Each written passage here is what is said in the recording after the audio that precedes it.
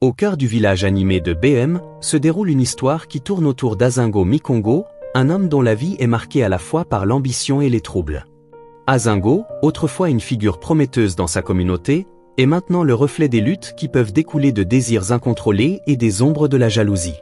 Son caractère est complexe, il est animé d'une détermination farouche à s'élever au-dessus de sa condition, mais cette ambition même l'a conduit sur une voie semée d'embûches.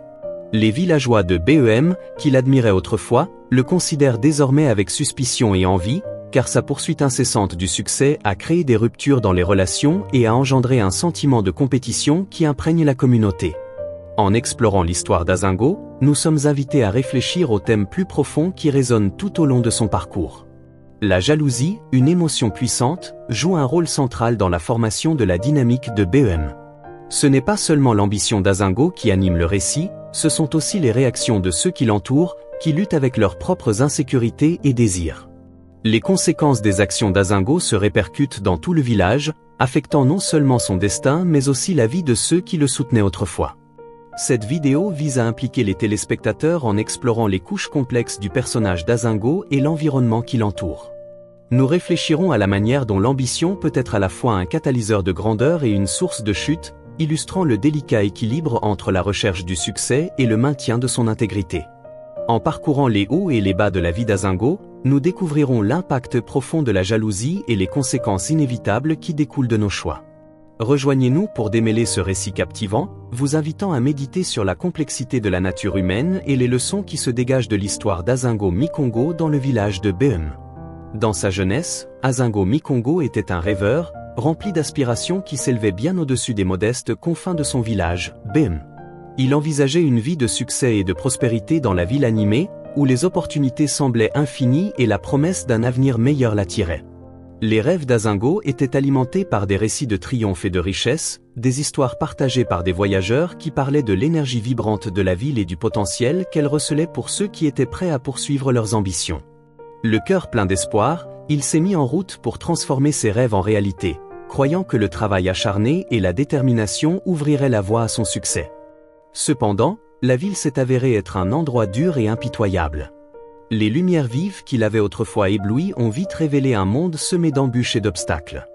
Azingo a dû faire face à une concurrence féroce et la réalité de la vie urbaine était beaucoup plus intimidante qu'il ne l'avait prévu.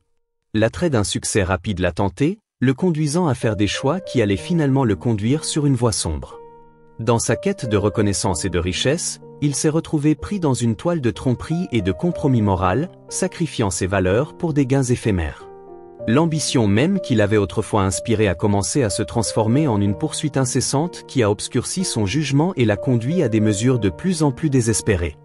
Le contraste entre les rêves d'Azingo et les résultats qu'il a obtenus n'aurait pas pu être plus frappant. Au lieu du succès qu'il envisageait, il a rencontré la déception et la désillusion. La ville, qui lui avait promis une vie d'épanouissement, est devenue un champ de bataille où il a lutté contre ses propres démons.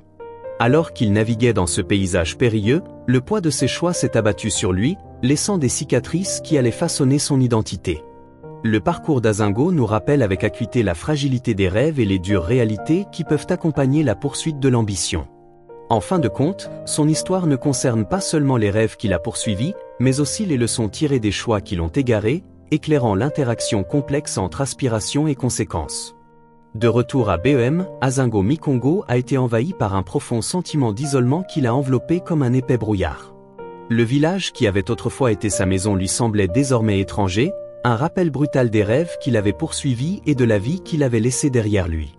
Les rires des enfants jouant dans les rues et la chaleur des rassemblements communautaires n'ont fait qu'accentuer sa solitude, car il s'est retrouvé éloigné des personnes même qu'il avait autrefois si bien connues. Sans famille pour l'accueillir, Azingo se sentait comme un fantôme errant dans les chemins familiers de son enfance, hanté par les souvenirs de ce qui aurait pu être. L'absence de ses proches a laissé un vide dans son cœur, amplifiant la solitude qui accompagnait son retour. En observant la jeune génération, une vague d'envie l'a submergé. Ils étaient remplis d'espoir et d'ambition, leurs yeux brillaient des possibilités qui s'offraient à eux. Azingo n'a pu s'empêcher de ressentir une pointe de regret en les regardant poursuivre leurs rêves avec l'innocence et la détermination qu'ils possédaient autrefois. Il voyait en eux le potentiel qu'il avait autrefois aspiré à incarner, mais il se sentait déconnecté de leur enthousiasme. L'énergie vibrante de la jeunesse contrastait fortement avec ses propres expériences, le laissant aux prises avec la réalisation que son parcours avait pris une tournure différente, une tournure qui l'avait conduit à un lieu de réflexion plutôt que d'épanouissement. Malgré son passé trouble, les villageois éprouvaient encore un certain respect pour Azingo. Ils reconnaissaient les luttes qu'il avait menées et les leçons qu'il avait apprises en cours de route. Des murmures d'admiration le suivaient lorsqu'il traversait le village, un témoignage de la résilience dont il avait fait preuve face à l'adversité.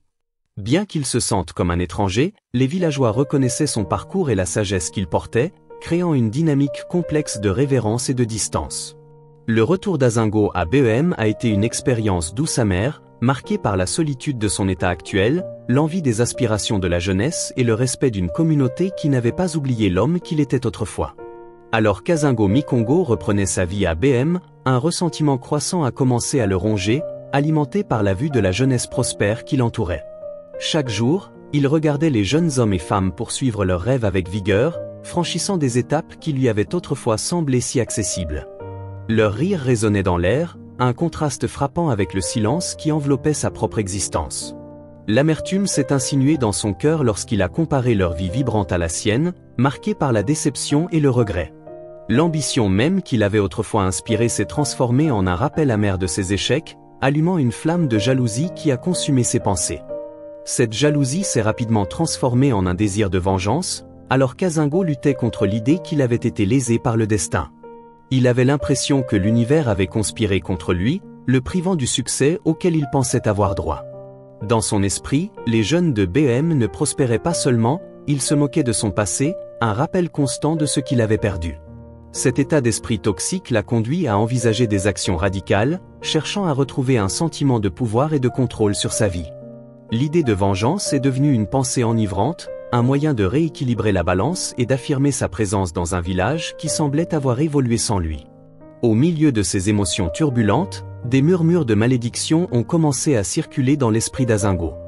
Il se souvenait des vieux contes racontés par les anciens, des histoires d'une force obscure qui pouvait être invoquée par ceux qui étaient consumés par l'envie et l'amertume. Les implications d'une telle malédiction étaient profondes, suggérant que ces sentiments négatifs pouvaient se transformer en quelque chose de bien plus sinistre. Alors qu'il luttait contre son ressentiment croissant, la notion de malédiction se profilait, le tentant de se demander si ses actions pouvaient avoir des conséquences désastreuses non seulement pour lui-même, mais aussi pour la jeunesse même qu'il enviait. Cette lutte interne a marqué un tournant dans le parcours d'Azingo, qui a dû choisir entre succomber aux ténèbres ou chercher une voie vers la rédemption au milieu des ombres qu'il avait lui-même créées. Au plus profond de ses tourments, Azingo Mikongo a cherché l'énigmatique sorcier Eaboto, un personnage entouré de mystères et de légendes murmurées. L'air était chargé d'anticipation lorsqu'Azingo s'est approché de la demeure du sorcier, un lieu réputé être imprégné de magie ancienne et de sombres secrets. À chaque pas, son cœur s'emballait, alimenté par un désir désespéré de vengeance contre les jeunes qui avaient prospéré tandis qu'il languissait dans l'obscurité. Lorsqu'il s'est enfin retrouvé devant Eaboto, la voix d'Azingo a tremblé d'un mélange de peur et de détermination lorsqu'il a articulé sa demande de malédiction, un puissant sort qui apporterait le malheur à ceux qui l'enviaient. Il envisageait un règlement de compte qui restaurerait son sentiment de valeur et rééquilibrerait la balance du destin. Eaboto, avec son regard perçant et ses traits burinés, écoutait attentivement, mais son expression était prudente. Il a averti Azingo des graves conséquences qui accompagnent souvent la recherche de la vengeance. Les malédictions, dit-il, sont des armes à double tranchant. Elles peuvent faire du mal à vos ennemis, mais elles peuvent tout aussi bien se retourner contre celui qui les lance. Le sorcier a parlé du cycle de négativité que la vengeance perpétue, exhortant Azingo à considérer l'impact de ses désirs non seulement sur les jeunes, mais aussi sur lui-même et le village qu'il appelait autrefois sa maison. Les paroles d'Eaboto ont profondément résonné, suscitant une lueur de doute dans le cœur d'Azingo. Au fil de la conversation, une transformation a commencé à prendre forme au sein d'Azingo. Le poids de son amertume et de sa jalousie a commencé à se dissiper, remplacé par une prise de conscience croissante de la futilité de ses pensées vengeresses. Il a réalisé que la recherche d'une malédiction ne guérirait pas ses blessures, elle ne ferait qu'approfondir le gouffre qui le séparait de la communauté à laquelle il aspirait à se reconnecter. À ce moment-là, Azingo a dû faire un choix crucial, embrasser les ténèbres qu'il avait consumées ou chercher une voie vers la guérison et la rédemption. La rencontre avec Eaboto est devenue un catalyseur de changement, incitant Azingo à réfléchir à la vraie nature de ses désirs et à la possibilité de reprendre sa vie sans recourir à la vengeance.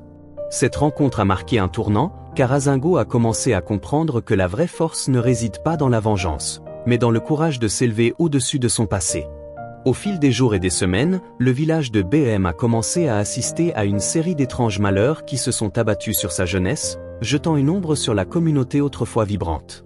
Cela a commencé subtilement. Les récoltes d'un fermier prometteur se sont flétries de façon inattendue, les mains d'un artisan talentueux sont devenues maladroites, et un brillant élève s'est retrouvé incapable de se concentrer, échouant à ses examens malgré ses efforts diligents.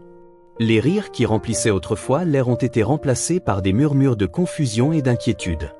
Les jeunes, qui avaient auparavant prospéré avec ambition et espoir, se sont retrouvés aux prises avec des revers inexplicables qui semblaient frapper sans prévenir. Le malaise croissant de la communauté était palpable. Les anciens se sont rassemblés pour discuter des événements inhabituels, les sourcils froncés d'inquiétude alors qu'ils échangeaient des théories sur la cause des malheurs.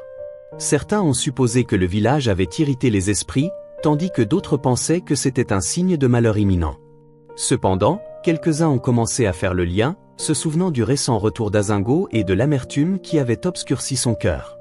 Ils se sont demandé si ces sentiments de ressentiment s'étaient transformés en une malédiction, affectant la jeunesse même qu'il avait enviée. L'atmosphère à BEM est passée de la fête à l'appréhension, alors que les villageois cherchaient à comprendre la source des calamités qui s'étaient abattues sur leurs jeunes. Alors que les malheurs se poursuivaient, le lien entre les actions d'Azingo et les échecs des jeunes est devenu de plus en plus évident. L'avenir autrefois prometteur de ces jeunes a commencé à s'assombrir, et la communauté ne pouvait ignorer la corrélation entre les intentions sombres d'Azingo et le chaos qui se déroulait. Les jeunes, qui avaient autrefois été la fierté de BEM, étaient désormais confrontés à une lutte collective, leurs aspirations contrecarrées par une force invisible qui semblait provenir de l'amertume d'un homme qui s'était égaré. Cette réalisation a pesé lourdement sur Azingo, qui a observé dans l'ombre les conséquences de sa malédiction. La vengeance même qu'il avait cherché à exercer lui semblait désormais un fardeau, car il était aux prises avec la conscience que ses actions ne nuisaient pas seulement à ceux qui l'enviaient, mais menaçaient également le tissu de la communauté qu'il avait autrefois chéri. L'impact de sa malédiction lui a brutalement rappelé l'interdépendance de leur vie, forçant Azingo à affronter la réalité. Son désir de vengeance avait déclenché une vague de souffrance qui s'étendait bien au-delà de sa propre douleur. La tension à BEM a atteint son paroxysme un soir fatidique, lorsque le chaos du malheur a culminé dans une révélation dramatique. Alors que le soleil plongeait sous l'horizon, projetant une lueur étrange sur le village, Azingo s'est retrouvé au centre d'une tempête qu'il ne pouvait plus ignorer. Les jeunes, autrefois vibrants et pleins de promesses, s'étaient rassemblés sur la place du village, le visage marqué par la frustration et le désespoir. Ils ont confronté Azingo, exigeant des réponses aux calamités qui les avaient frappés. L'air crépitait de tension alors que les accusations fusaient, et Azingo sentait le poids de leur colère collective s'abattre sur lui. À ce moment de chaos, la vérité a jailli de ses lèvres comme un barrage qui cède. Accablé par la culpabilité et la réalisation des ravages qu'il avait causés, Azingo a avoué avoir jeté une malédiction par jalousie et amertume. Les villageois se sont tus, le choc se propageant dans la foule alors qu'ils assimilaient son aveu. L'atmosphère est passée de la colère à l'incrédulité, puis à un profond sentiment de trahison. L'homme même qu'ils avaient autrefois respecté se révélait être l'architecte de leur souffrance. Alors que les villageois étaient aux prises avec les implications de la confession d'Azingo, les thèmes de la responsabilité et des conséquences de la jalousie sont apparus de façon frappante. Ils ont reconnu que ces actions n'avaient pas seulement nui aux jeunes, mais avaient également fracturé les liens de leur communauté.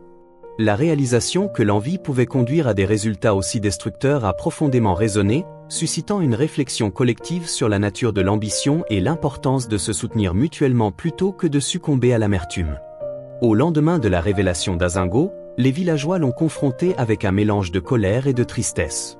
Ils ont exigé qu'il rende des comptes, le pressant d'assumer la responsabilité du chaos qu'il avait déclenché. Azingo, désormais dépouillé de sa fierté, a ressenti le poids de leur déception et la gravité de ses choix. Les conséquences de sa jalousie n'avaient pas seulement affecté les jeunes, mais avaient également terni sa propre réputation au sein de la communauté. Ce moment a marqué un tournant pour Azingo, qui a commencé à comprendre que la vraie force réside dans la reconnaissance de ses erreurs et la recherche de la rédemption plutôt que de laisser l'envie dicter ses actions. Le chemin à parcourir serait semé d'embûches, mais c'était un voyage nécessaire vers la guérison et la réconciliation pour Azingo et le village de Behem. Avec la levée de la malédiction d'Azingo, le village de Behem a commencé à se transformer de façon remarquable. L'air, autrefois épais de désespoir, était désormais imprégné d'un sentiment renouvelé d'espoir et de possibilités. Les jeunes, qui avaient été accablés par le malheur, ont recommencé à revendiquer leurs ambitions avec ferveur. Ils se sont rassemblés sur la place du village, partageant leurs rêves et leurs aspirations, leurs rires résonnant dans les rues alors qu'ils rallumaient l'étincelle de créativité et de détermination qui avait été atténuée pendant si longtemps. L'énergie vibrante qui caractérisait leur jeunesse est revenue, et le village a bourdonné d'excitation alors qu'ils se lançaient dans la reconstruction de leur avenir. Parmi eux se trouvait Ada, une artisane talentueuse dont le métier avait beaucoup souffert pendant la malédiction. Avec une détermination farouche à reprendre sa vie et son entreprise en main, elle s'est investie corps et âme dans son travail, créant de magnifiques pièces qui reflétaient sa résilience et sa créativité. Ada a organisé des ateliers pour enseigner ses compétences aux autres, favorisant un sentiment de communauté et de collaboration parmi les jeunes.